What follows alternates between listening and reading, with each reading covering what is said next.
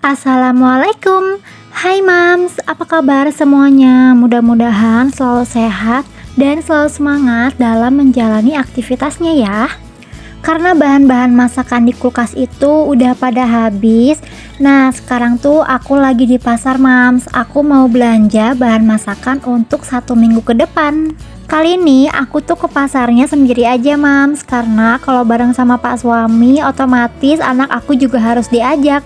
Jadi makin lama deh nantinya. Karena aku udah catet kebutuhan apa aja yang mau dibeli, makanya aku tuh jadi cepet banget Mams belanja ke pasarnya. Dan aku juga jadi nggak mampir-mampir ke toko yang lain. Jadi aku tuh bisa fokus dengan bahan-bahan yang mau dibeli aja. Belanjaan ini tuh langsung aja aku eksekusi ke dapur. Soalnya sayang banget kalau misalnya dibiarin, nantinya tuh sayuran yang seger jadi layu Mams. Nah ini tuh sayurannya masih seger-seger banget. Karena kalau misalkan untuk membuat sayuran itu tahan lama, jadi di awal itu kita harus memilih sayurannya yang masih seger-seger ya Mams. Jangan kita membeli sayuran yang layu.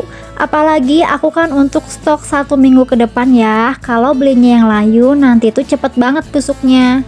Kalau untuk sayuran itu supaya lebih awet harus disimpan di dalam kulkas ya. Nah aku tuh gunakan kontainer seperti ini ya Mams, atau wadah apa aja yang Mams punya, yang penting ada tutupnya supaya wadahnya itu lebih kedap udara. Kemudian bisa kita lapisi dengan tisu. Fungsi dari tisu ini adalah untuk menyerap air. Karena biasanya kan kalau kita simpan sayuran di dalam kulkas, nah kalau kita sering buka tutup kulkasnya, nantinya tuh bakalan ada air Mams di sayurannya. Nah airnya itu nanti bisa keserap dengan tisu ini. Nah kalau airnya diserap dengan tisu, nantinya sayuran kita akan bisa bertahan lebih lama Mams. Kalau tisunya udah basah atau udah jelek ya, bisa kita ganti dengan tisu yang baru. Selain tisu wajah, Mams juga bisa menggunakan tisu khusus dapur atau kertas HVS yang udah nggak kepake lagi. Untuk penyimpanan sayuran supaya lebih awet, aku tuh tidak mencuci sayuran-sayurannya ya Mams. Jadi langsung aja semua sayuran ini aku simpen di dalam kontainer. Nah, supaya lebih mempercepat proses masak, kita juga bisa memotong-motong bahan-bahan yang sesuai kebutuhan masakan kita Mams. Contohnya seperti aku tadi ya, aku potong-potong dadu tempenya karena tempe ini nanti tuh mau dimasak orek tempe Mams. Kemudian di sini aku juga suwir-suwir jamurnya karena ini tuh mau dimasak tumis jamur sauri saus tiram. Jadi nanti tuh kalau masak tinggal cemplung-cemplung aja. Nah total belanja mingguan aku kali ini habisnya itu kurang lebih 80.000 Mams. Tadi tuh pas ke pasar aku bawa uang tuh 100.000. Cukup nggak cukup, pokoknya harus segitu. Tapi alhamdulillah ada kembalian, jadi bisa aku beliin buah. Tadi juga aku tuh beli ayam setengah kilo, harganya 18.000. Nah ayam ini tuh sebelum dimasukkan ke kulkas harus kita cuci bersih dulu ya Mams, supaya tidak ada bakteri yang berkembang di dalam dagingnya.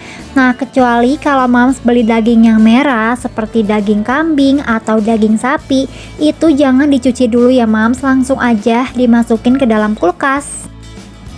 Nah supaya semua belanjaan ini bisa kemasak, kita itu harus membuat list menu masakan ya Mams. Jangan sampai cuma belanja-belanja tapi ternyata nggak kepake, sayang banget ya. Bahan-bahan yang sudah aku beli ini itu udah aku rencanakan sebelumnya ya Mams. Misalnya jamur tadi kan untuk dimasak tumis jamur, ayam nanti mau aku bikin ayam goreng, togenya juga nanti mau aku tumis.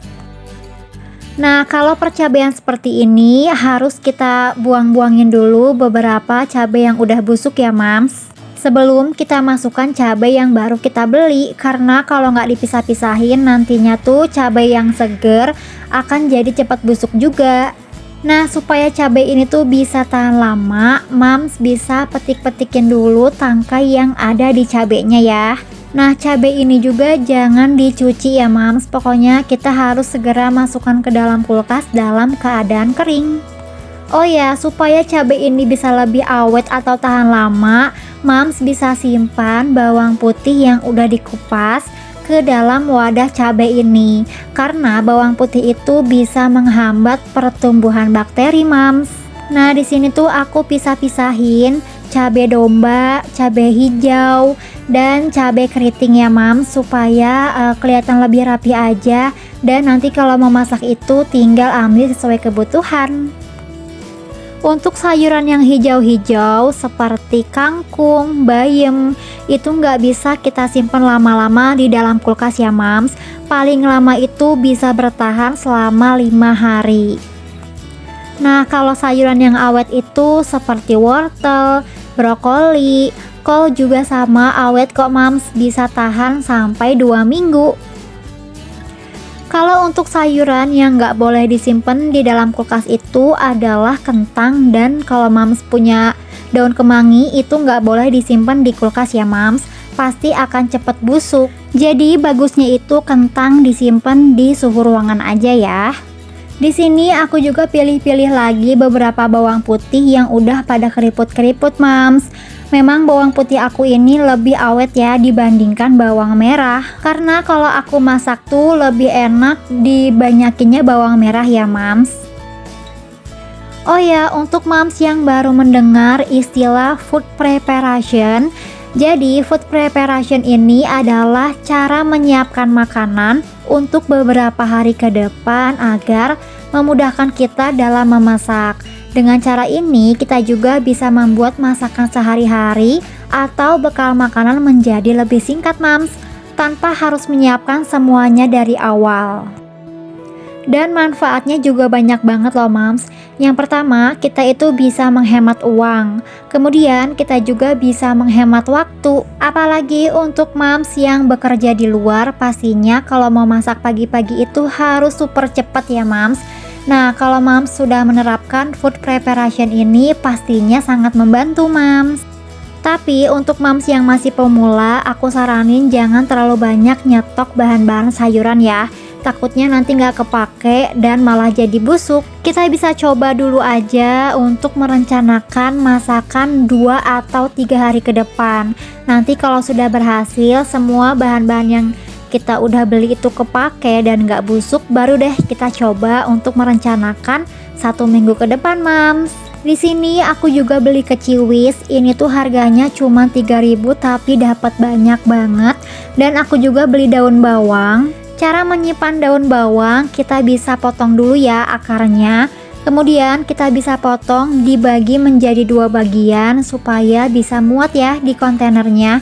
Oh ya, kalau Mams mau mencoba menanam daun bawang, ini akarnya bisa kita tanam, Mams. Oh ya, kalau Mams mau lebih tahan lama, daun bawangnya bisa kita simpen loh di dalam freezer. Alhamdulillah, akhirnya selesai juga aku beres-beres belanjaan. Belanjaan segini itu cukup untuk 1 minggu ke depan, Mams. Karena di rumah itu cuman ada aku, pak suami, dan anak aku. Apalagi anak aku tuh kan masih umur 22 bulan ya, jadi makannya lebih banyak protein hewani. Karena untuk anak seumuran segitu masih disaranin lebih banyak makan protein hewani ya, karena bagus untuk tumbuh kembangnya. Kalau sayuran paling itu untuk pelengkap aja. Sebelum dimasukkan ke dalam kulkas, di sini aku mau bersihin dulu bagian kulkasnya ya, Mams. Karena jadwal membersihkan kulkas aku itu sama dengan jadwal membeli sayuran. Jadi selama 1 minggu 1 kali. Kulkas ini tuh walaupun kelihatannya bersih, tapi tetap aja ya ada kotoran-kotoran yang nyelip. Menurut aku, membersihkan kulkas itu sama pentingnya dengan membersihkan rumah. Kalau misalkan kulkas itu jarang dibersihkan, nantinya bisa menyebabkan bau yang kurang sedap, dan nantinya juga akan menyebar tuh ke makanan yang ada di kulkas. Nah, oleh karena itu sangat penting banget ya membersihkan kulkas secara teratur. Jadi inilah cara aku untuk membersihkan kulkas, Mams. Aku menggunakan lap yang dibasahin dengan sedikit air, jadi nggak basah-basah banget ya. Setelah itu langsung aja deh dielap ke bagian rak kaca kulkasnya. Oh ya, cara untuk menghilangkan bau yang tidak sedap pada kulkas, Mams bisa menggunakan kopi yang bubuk ya. Tapi yang bukan dibarengi dengan gula, Mams. Kopinya itu yang kopi hitam. Caranya tinggal kita tuang aja kopinya ke dalam wadah. Kemudian bisa kita masukkan ke dalam kulkas. Simpennya di paling ujung ya. Oh ya, kebersihan kulkas itu juga penting banget loh Mams, karena dapat mendukung keawetan sayuran yang ada di dalam kulkas. Karena biasanya kan kalau kulkas itu kotor akan menghasilkan sirkulasi udara yang kurang baik. Kalau kulkasnya kotor juga bisa membuat bakteri lebih cepat tumbuh kembang. Nah, kalau kulkasnya udah bersih, nggak ada kotoran di dalamnya, maka jadi lebih enak ya Mams. Kita misalnya mau nyimpan makanan, menyimpan bahan-bahan masakan, jadinya tuh lebih higienis. Setelah aku menerapkan food preparation ini atau merencanakan menu masakan selama 1 minggu ke depan, yang aku rasakan selain menghemat uang, menghemat waktu, yaitu lebih bisa menjaga kesehatan mental ibu rumah tangga. Karena dengan cara seperti ini kita jadi nggak stres ya Mams, setiap harinya harus memikirkan menu masakan apa yang mau dimasak, dan masak juga tidak akan menjadi beban. Apalagi buat aku yang masih punya anak kecil, otomatis proses masak itu bener-bener harus sat-sat banget ya Mams sebelum diikutin sama anak aku. Nah, kalau sayurannya udah kita tata dengan rapi ke dalam kulkas, maka kita akan jadi lebih semangat ya Mams untuk memulai masak. Oke, segitu dulu aja ya Mams sharing aku kali ini, mudah-mudahan bermanfaat.